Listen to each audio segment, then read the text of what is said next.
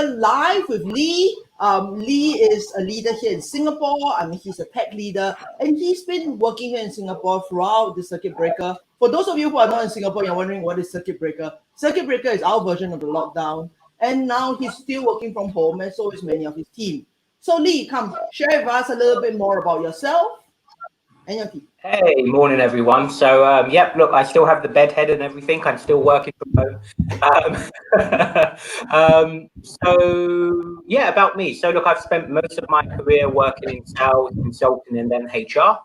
I've now transitioned very recently into technology and transformation, which is an extension of the HR transformation stuff I was doing before. And yeah, I'm still working from home. So I think when did I start working from home? When did we do that in Singapore? We started in April, right? We started, circuit breaker, we started in April, beginning April. Yeah, so there was that part in the middle of March around the school holidays, right, where they started to put in place quarantines or whatever else. Yes. So I've actually been working from home since like the middle of March. So what's that? April, May, June, July. So more than 4 months now. 4 months. Wow. Yeah. So I love it. It's great. It's been great. I like the fact that I can now go out and get a coffee if I want. You know, like they've relaxed the circuit breaker. Don't call it lockdown, circuit breaker. You know, so I can still get out now, get back into the gym, get back into the coffee shop or so on. But from a working perspective, yeah, still working from home 6, 7, 8, 9, 10 hours a day. Sometimes more, depending on what's on. Good fun. Right, and I understand that you are looking at this as the new normal, because even before this circuit breaker started, you were advocating for people to work from home, right? Yeah. And so do you see this as the new normal for work, from now on? I think it should be. If I go back to the years I spent working in consulting, like we only had desk space for like 60% of the employees anyway. Like you know, you need to go into the office. Like you can't get rid of offices completely. As much as I'd love to get rid of offices completely, it's good. You want to go in, hang out with your colleagues, get together some group meetings. You know, that human contact. We're social creatures. That helps. But overall, like my 2013 to my 2018, I'd probably go into the office twice a week max. And even then, not for the whole day, only for a few hours. And I think that's what we're starting to see the shift with now. I've seen a lot of internal survey results where a lot of our employees who were apprehensive before, no, cannot work from home, are now saying, do we have to go back? And you know, right? And so I think about 20% of our employees have actually said, hey, we don't want to go back. We don't need to go back. And like another like 60% or something have said, no, we want to go back. We miss hanging out with our friends and colleagues, but we also want to be able to, if we have no meetings, why do we have to come in that day? Can save on the commute, can get more done, can take care of the kids or parents or, you know, whatever. And so I think a lot of people are finally waking up to this flexible working and what flexible working could be. 20 years later than when it should have happened, but you know, get in there. But I mean, I think a lot of people out there are probably not like you. I mean, I think you are, a fish in water when it comes to working from home. But a lot of them are probably closer to that 60-70% where they're kind of struggling, where kind of, I want to be back in the office. I don't mind to be staying home a little bit, but I want to be back in the office. And I know they're kind of struggling. So what advice would you give to leaders who are struggling themselves or who have staff who are struggling about what to do about this new normal?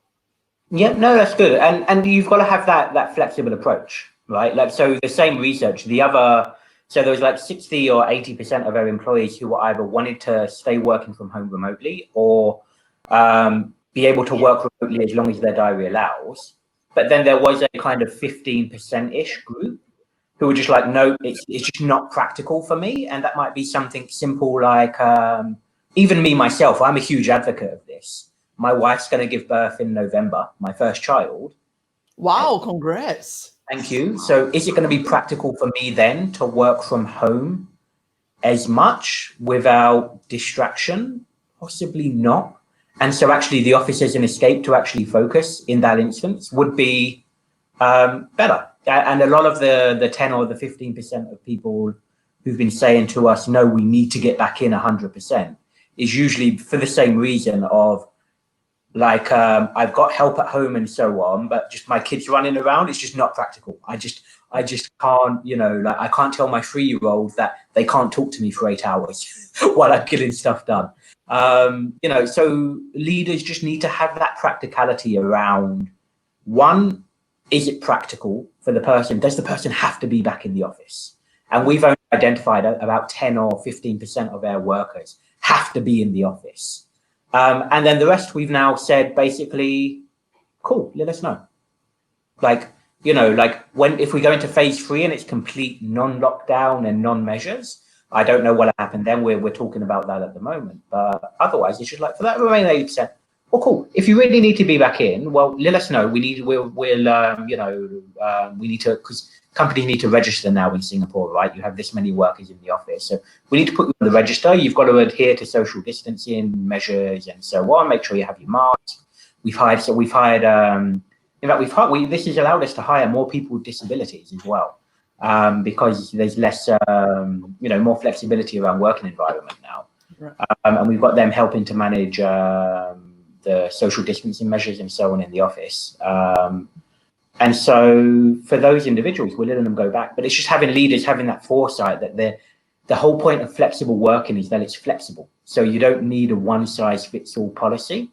And if someone has 2 kids at home or just not enough space and they're living in a 1-bedroom with, you know, them, their wife or whatever, or so on, or elderly parents or whatever it is, and they need to get into the office because they need that to focus, cool, there's no problem with that. You don't need to force them to work from home.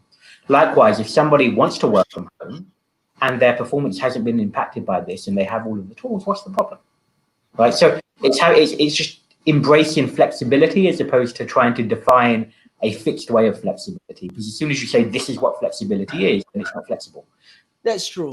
But I think it's interesting that you mentioned about performance, because I think for a lot of leaders, kind of measuring performance becomes a struggle, right? I mean, it was a huge struggle for 2 months where people think, you know, how am I going to measure performance?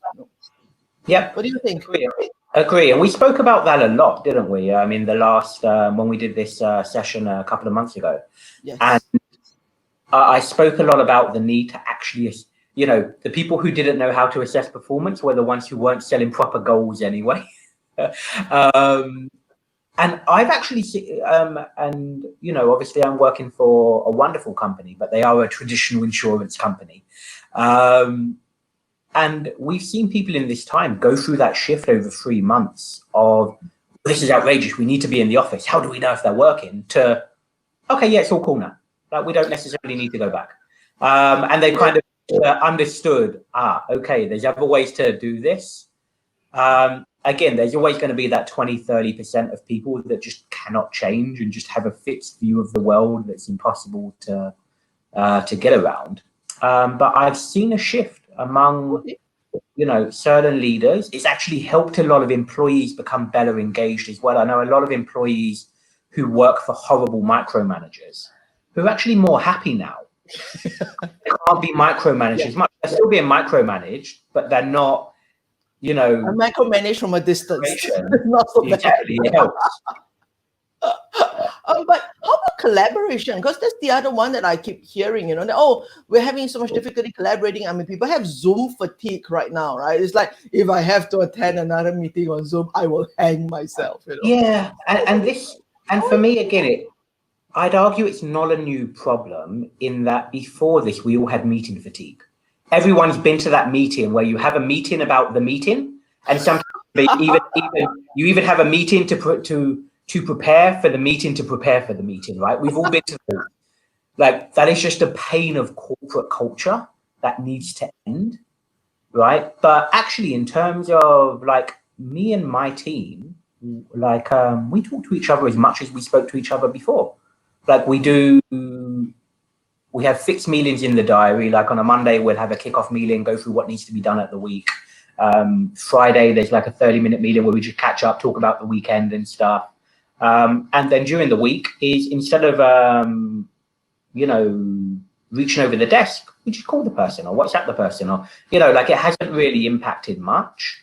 Those who are less technologically savvy are having a little bit more difficulty with it. But as long as you use the tools we have in the right way, like we do loads of stuff via Microsoft Teams now, and that in itself is fine, providing you're not going overboard. Like I had someone reach out to me last night. They called me, and I'm like, "What's going on in the background? Are you in a meeting?" They're like, "Yeah, they put in a 3-hour Zoom call."